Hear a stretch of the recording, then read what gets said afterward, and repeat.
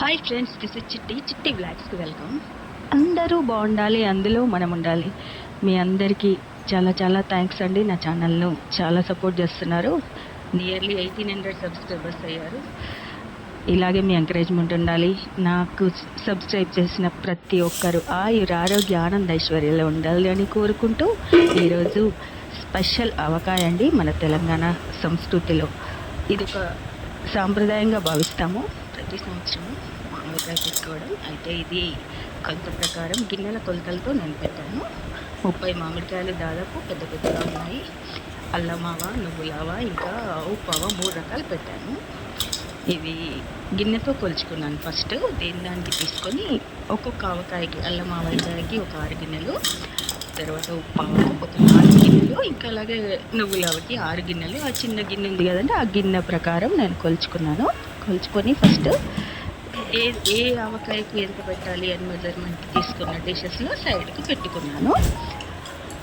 ముక్కలన్నీ ఫస్ట్ మామిడికాయలు మనం తెచ్చినప్పుడే చక్కగా తుడుచుకుంటాం. బయట కొట్టించాం కదండి, మామిడికాయలు కొట్టించాక వాటిని ఏం చేసామంటే నీట్గా మంచిగా తుడిచి మంచిగా ఆరిపోవాలి. ఆ ముక్కలకి కొలుచుకొని ఏ డిషెస్లో ఆ డిషెస్లో పెట్టాక కొంచెం నూనెలో పసుపేసి ప్రతి ముక్కను కూడా మంచిగా నూనె వేసి కలిపానండి డిష్లలో.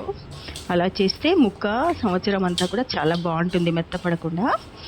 అందుకని జాడీలకు కూడా నేను అలాగే చేస్తాను. అది టెక్నిక్ అనమాట. అది మనకి ఎప్పుడంటే కొంచెం కొత్తగా 3 నెలల తర్వాత ముక్క మెత్తపడిపోతుందండి. అందుకని అలా మెత్తపడొద్దంటే ప్రతి ముక్కకు మంచిగా పసుపు నూనె రాయాలి. అలా రాసేసి ఏ డిష్కి ఆ డిష్కి అలా పెట్టుకున్నాను. కొంచెం ఆరనివ్వాలి ఫ్యాన్కి. అయితే దీనికి కావాల్సిన ఇంగ్రీడియంట్స్ ఏంటి అంటే అల్లమావకేమో మనము ఒక 6 గిన్నెల ప్రకారం నేను కొలత తీసుకున్నా కదండి. అల్లమావకు ఒక్క గిన్నెడు కారం, గిన్నెడున్నర కారం వేసాను. అంతే. అల్లం వెల్లుల్లి ముద్ద ఎక్కువ మెయిన్ ఇంగ్రీడియంట్గా అల్లమావలో వేసాను. మిగతా అన్ని మెంతుల పొడి, ఆవాల పొడి కొంచెం టేస్ట్కి తగ్గట్టు వేసాను. కారం కూడా ఆ గిన్నె నుంచి సగం తీసుకున్నాను. ఏ గిన్నెతో అయితే కొలిచానో దాని ప్రకారం తీసుకున్నాను. తర్వాత నూనె వచ్చేసి 3 మ్యాంగోస్కి స్పెషల్ కారపొడి ప్లస్ అట్లనే నూనె వచ్చేసి పల్లి నూనె వాడానండి. నేను పల్లి నూనె మంచి టేస్టీగా ఉంటుంది. పల్లి నూనె తీసుకున్నాను. కారపొడి వచ్చేసి 3 మ్యాంగో కారం తీసుకున్నాను. ఇంకా ఆవాలు, నువ్వులు, అల్లము అన్నీ నేను పొడులు డైరెక్ట్ ఏం కొనలేదు. తీసుకొచ్చి మంచిగా వాటిని మిక్సీ పట్టుకొని ఫ్రెష్గా వేసాను. అల్లమావకు మెయిన్ ఇంగ్రీడియంట్ అల్లం ఎక్కువ వేసేసి అన్నీ పెట్టుకొని ఆయిల్ వేడి చేసుకొని కొంచెం ఆవాలు, జీలకర్ర, మెంతులు వేయాలి. ఆయిల్లో వేసేసి కొంచెం వేడి మంచిగా మసాలాక నూనె సిమ్ బంద్ చేసి అల్లం వెల్లుల్లి వేయాలండి. ఎందుకంటే ఒకసారి బాగా పొంగిపోతుంది. వేసాక తర్వాత కొంచెం గోరెచ్చయ్యాక కారము అన్నీ కలిపి అవి గిన్నెలు పక్కకు పెట్టాను. అల్లం వెల్లుల్లి దాంట్లో మెయిన్ ఎక్కువగా అల్లం వెల్లుల్లి వేస్తాము. దాంతో స్పైసీగా అల్లమావ అంటాం దీన్ని. ఇది అల్లమావ ప్రాసెస్. నెక్స్ట్ నువ్వులావ వచ్చేసి దీని మెయిన్ ఇంగ్రీడియంట్ నువ్వులు ఎక్కువ ఉంటాయండి. నువ్వులు కారంతో చేస్తాము. ఉప్పావలో కూడా నువ్వుల పొడి ఎక్కువ వేస్తాము. నువ్వుల దాంట్లో వచ్చేసి నేను 6 గిన్నెలు కాయలేని అవి కూడా ఒక గిన్నెడున్నర నువ్వుల పొడి తీసుకున్నాను.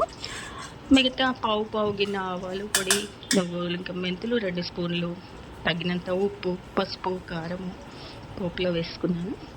నూనెకి పోపు వేసాక చల్లార్చినాకనే మన ముక్కలకు పట్టేయాలండి. వేడిది ముక్కలకు అంటకూడదు, నల్లగైపోతుంది పచ్చడి. ఫస్ట్ పోపు వేసాకే అది చల్లారాక కారం, ఉప్పు వేసుకొని ముక్కలకు పట్టించాలి.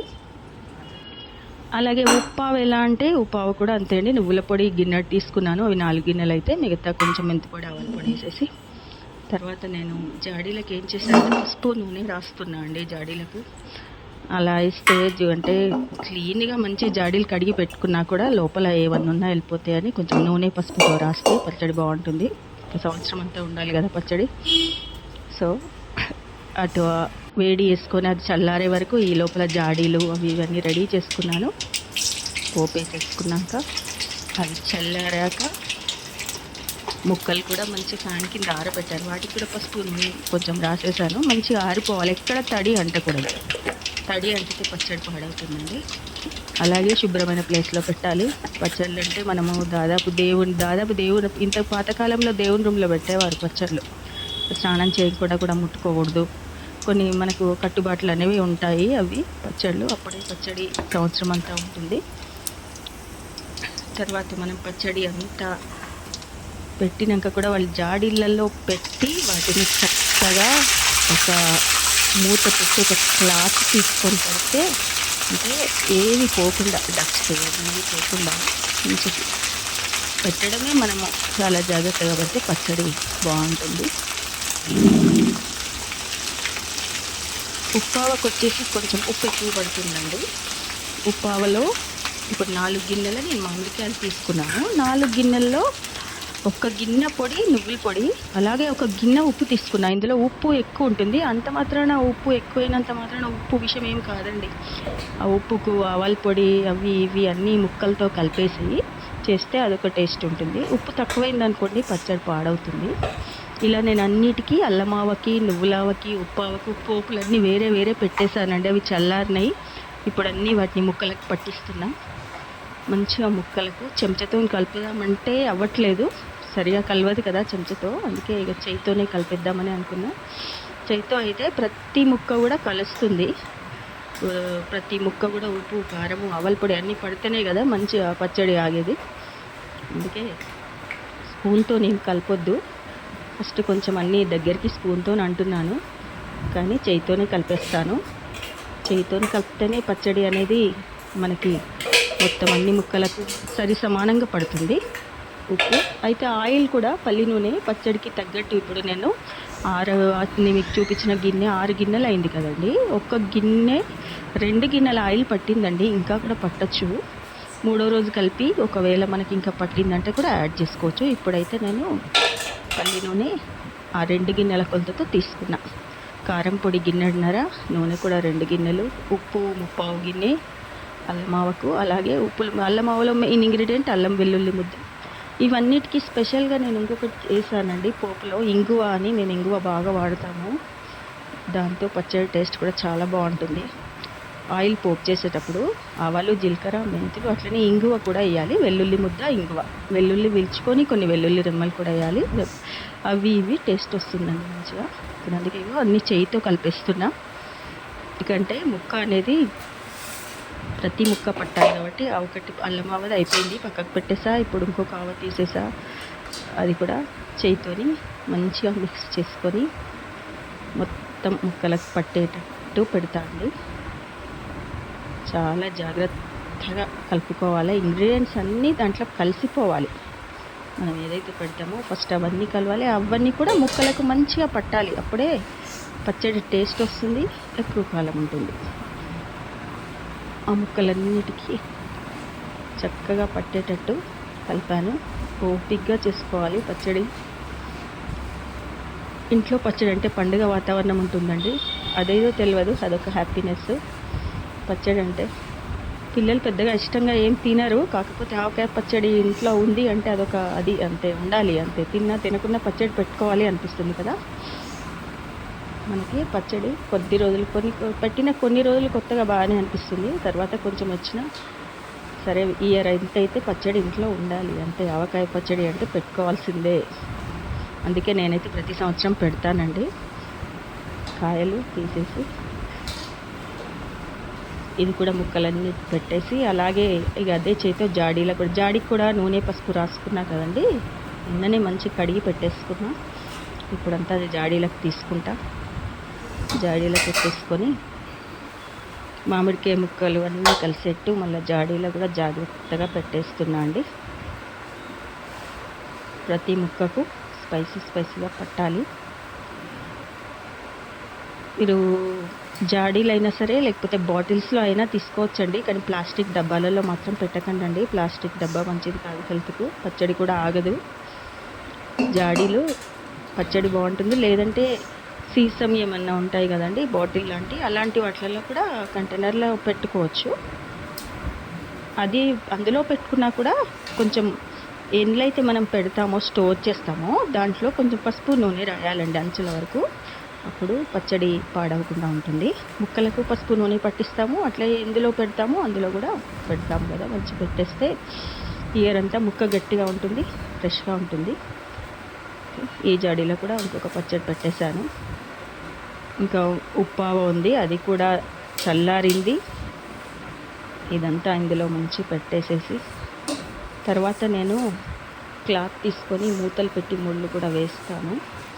ఇప్పుడైతే పెట్టేసుకుంటున్నాను. ఇది అయిపోయింది. ఇప్పుడు మళ్ళీ ఇంకొక పచ్చడి కూడా పెట్టేసేస్తే బాటిల్స్లలో చాలా టైమే పడుతుంది పచ్చడికి. అన్నీ పొడులు చేసుకోవడం ఇప్పుడు ఈ రోజులకు అన్నీ రెడీమేడ్గా దొరుకుతున్నాయి లేండి, ఆవల పొడి అవి ఇవి. కానీ నేను అట్లా రెడీమేడ్గా తెప్పించాను, అన్నీ చేశాను. పొడులన్నీ మిక్సీ పట్టి అల్లం వెల్లుల్లి ముద్ద, అల్లం కొని వెల్లుల్లి కొని, 1/2 kg అల్లము 1/2 kg వెల్లుల్లి పట్టిందండి నాకైతే.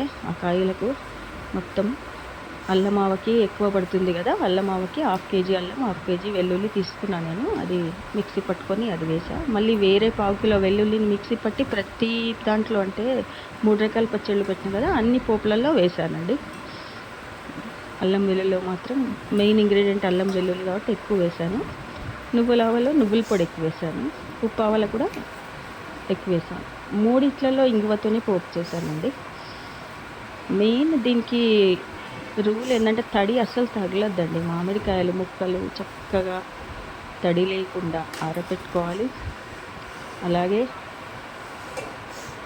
నీట్గా ఉండే ప్లేస్, మనం పెట్టే జాడీలు పెట్టే ప్లేస్ కూడా నీట్గా ఉండాలండి. ఇప్పుడే పచ్చడి బాగా ఆగుతుంది. పచ్చడి పెట్టడము ఎంత ఇంపార్టెంటో అది జాగ్రత్తగా చూసుకోవడం కూడా అంత ఇంపార్టెంటే అండి. పచ్చడి అనేది ఎంత టేస్టీగా అవుతుందో అంత దానికి తడి తగలకుండా చేయకుండా ఉంచుకోవడంలో కూడా మనదే ఉంటుంది. ఏమాత్రం కొంచెం కేర్లెస్ అయినా పచ్చడి ఇంత కష్టపడి పెట్టింది పోతుంది కాబట్టి చాలా జాగ్రత్తగా చేసుకోవాలి. నేను అన్ని కొలతలతో కరెక్ట్గా వేసేసాను. ఉప్పు కారము అన్ని గిన్నెల కొలతలతో వేసుకున్నాను నేను.